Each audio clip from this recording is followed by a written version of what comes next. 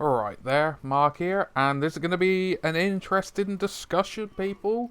Uh, just hear me out, and that is the rise of the toxic casual, okay? Now, I'm going to say it straight off the bat, I am not calling anyone in particular out, okay? Hear me out. So, the rise of the toxic casual, from what I have seen myself, which does include me. Okay, I've been called it in past and stuff like that. I think a fair few of us have been, and that is, it seems to be people that want to just beers and pretzel enjoy this game as much as they can, are feeling like they're being left behind.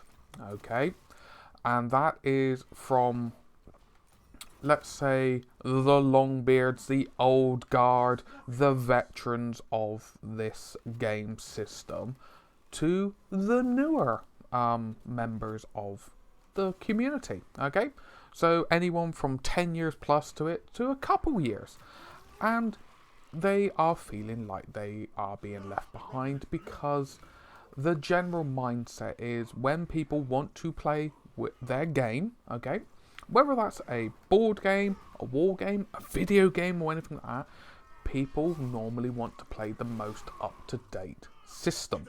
Okay, you don't want to be playing with an older system 9 times out of 10. But then, with what's going on with 10th edition, you want to play that newer game system. Well, it may not encourage the more casually minded narrative player. Now, I will say on a side tangent, casual gamers, I am not saying they are casual because they have a casual mindset. They don't really want to spend as much time in it as a tournament. No, I'm saying casual mindset as in you are not tournament minded. You want to just play with your toys, your miniatures, beers and pretzel, a narrative mindset. You've read the books, you've read the lore, you're reenacting a certain army that you've got in your mind's eye. Okay, so that's why it's casual. Okay, just in case. So now going back to being left behind. So you may be of the old guard, and you've got this lovely older terrain, Imperial Sector terrain, or maybe the Walls of Martyr terrain, or any of these other older terrain sets that have some amazing character to them. But now with how 10th edition is set up, okay, for some time now, even in 9th, is all L-shaped buildings. Okay, that's how you survive your games longer. L-shaped buildings, particular deployment and stuff is part of the rules. If you try and play against those deployment setups for your terrain, you're inherently not going to have an enjoyable time because you may struggle to get cover. You may struggle to get your army shot off the board. But then you're screaming to me, Mark, I have this terrain that I've spent all this time and effort on. I've got it all thematic. It looks like X setting. It may look like an Imperial Guard complex because I'm playing with Imperial Guard against my mate who's got Tyranids, for example, or Orcs. But I'm being told by my friends, they may be your friends or, people that you game with at your local gaming club, well, you need L-shaped buildings. You need these buildings that, in all fairness to me personally, some of them just look like I'm playing in Tully Land. They have function over form. And you may then start to feel embittered towards these more tournament match play gamers that are like, because you're playing this, you're enabling this game system and it's affecting me, let alone them being needing to be kept up to date with the constant FAQs and updates and erratas and points changes and everything else in between. And you're not trying to be inherently against 40k, for example, all these gamers, because it's a big enough hobby. everyone should be able to enjoy it. But when the main voice, the loudest voice that's being shown out there is, you're playing this game wrong, well, you're gonna start getting miffed, to put it politely. Because we all spend time and effort into this hobby. Whether that's time and effort learning about the lore, learning about the setting, getting hold of the models, building and painting said models, trying to learn then the rules, let alone the monetary value. But I'll put the monetary value to one side because it varies between person to person. One person's bargain may be someone else's rip-off.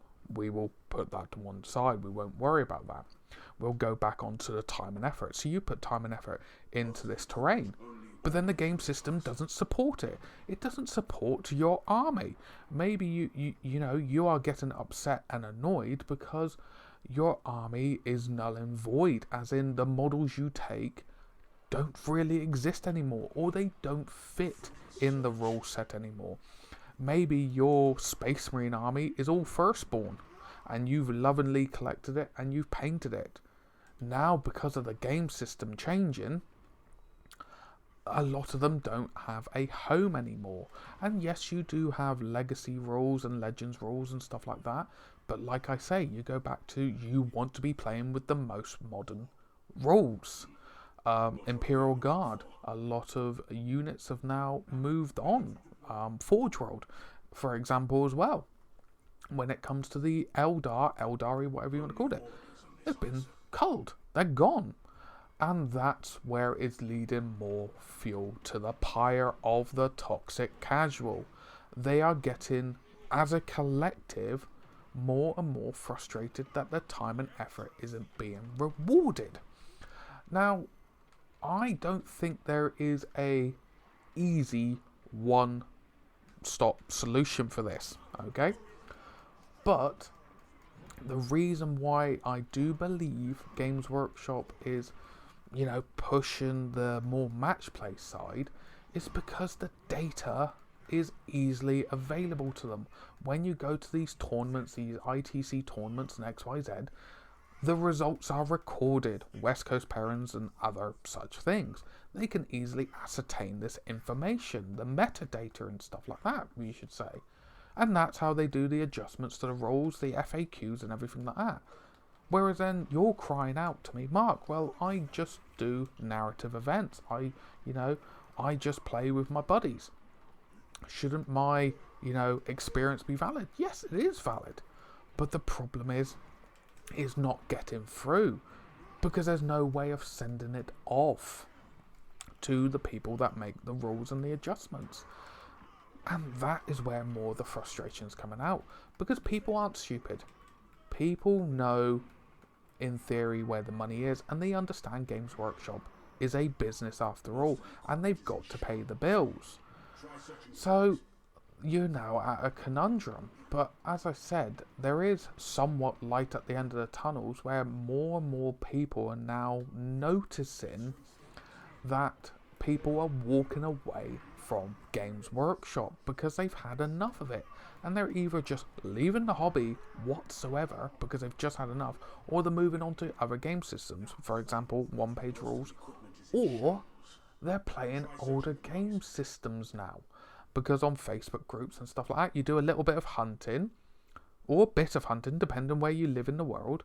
There are people out there that are playing previous editions. They don't want all these different fancy bells and whistles. Now, I will say, some people in the match play defense may be going, well, you don't need to play with the FAQs. You don't need to play with the erratas. Yes, you don't need to, but sometimes they are essential. Sometimes rules that come out are just blatantly don't make sense. Or there are mistakes in the ways that they're written that you go, and this combination is whack, to put it politely. So it's difficult to start picking and choosing. And that is some of the reasons why I think there's more of a rise now, especially with social media as well. People are more likely to vent their frustration and have actual conversations about it, a bit like this video right now, because it has been playing on my mind. It has, for me personally, been killing a lot of my enthusiasm, where For example, down my neck of the woods, there is next to no one really that plays 40k 10th edition in a more relaxed mindset. A lot of the time now is people prepping for tournaments, prepping for events. Yes, fair enough. But take it pre-COVID now, take it back 5-6 years. There was a lot more games being played of beers and pretzel, shall we say. And I think that is one of the problems now, that we need to start using social media more, and the people with the loudest voices out there need to start producing content of these Crusade games, or Path to Glory games for AOS, or XYZ, these narrative ones, to actually say to people, yes, you can have a more casual game and enjoy it, because they are being shown off on Facebook groups where people are like, oh, I've had this chilled out game of XYZ, but it's riding underneath, okay? It's not loud enough for the higher ups to actually hear this.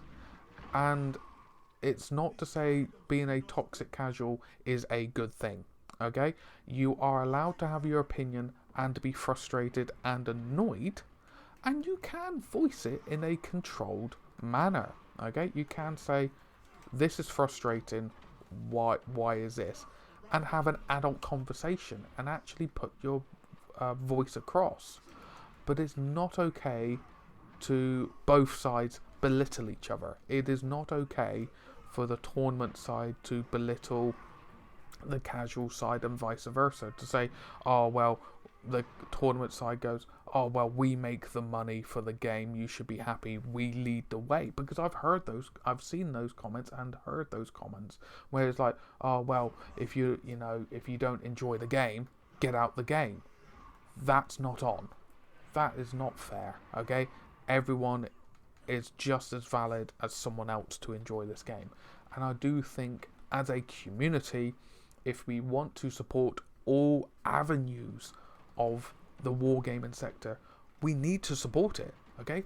We need to share, we need to comment, we need to support people that play it on all levels, not just the tournament side, not just the match play side.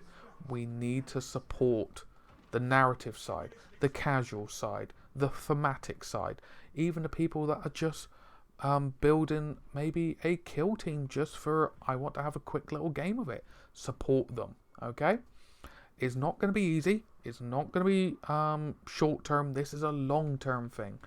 And it needs to be done now, in time for 11th edition to come around the corner and stuff like that. Because we've all seen how it's going.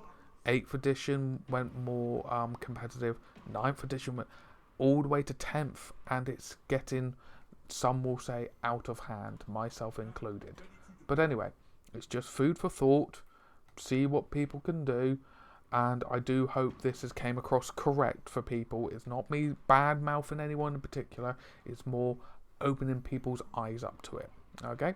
So I hope this has been informative and got you thinking a little bit. If you have enjoyed the video, please give it a thumbs up. Comment down below your personal experiences of how you may have been dissuaded to play some games and someone may have came along and encouraged you to play it.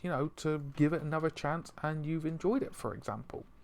And maybe what's going on in your local gaming area, maybe doing a escalation league or crusade or something to reinvigorate it.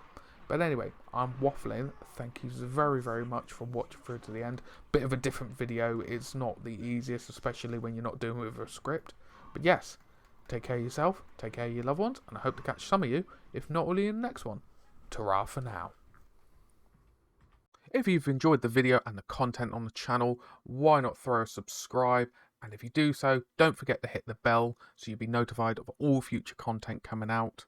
But on top of that, we have YouTube memberships now, starting from as little as £1 a month. All pennies go to supporting the channel and you get plenty of rewards in the process. Thank you again, and I'll catch you in the next one.